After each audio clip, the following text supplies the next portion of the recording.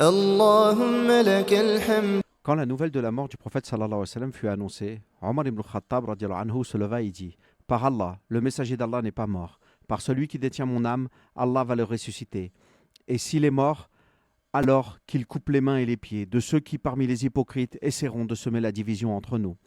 Abu Bakr radiallahu anhu arriva alors à cheval, descendit, entra dans la mosquée sans parler aux gens, puis se rendit dans la maison de Aïcha radiallahu anha. Là, il découvrit le corps du prophète sallallahu alayhi wa sallam étendu, l'embrassa sur le front et dit: Ô messager d'Allah, mon père et ma mère soient sacrifiés pour toi, que ce soit dans la vie ou dans la mort. Par celui qui détient mon âme, Allah ne te fera jamais goûter la mort une seconde fois.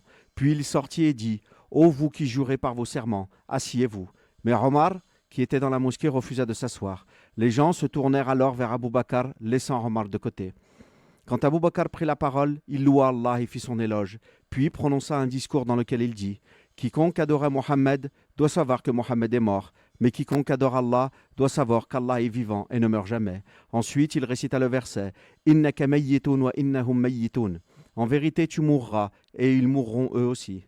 Puis il récita un autre verset: Wama Muhammadun illa rasulun qad khalat min qablihi ar-rusul.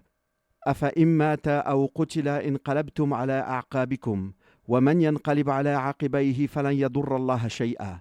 Mohammed n'est qu'un messager. Des messagers avant lui sont passés. S'il mourait donc ou s'il était tué, retourneriez-vous sur vos talons?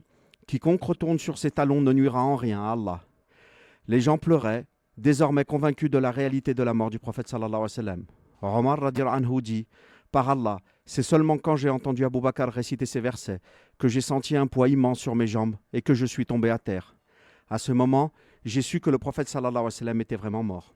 Les deux califes bien guidés se sont tenus dans deux positions, chacune étant pleine de bien.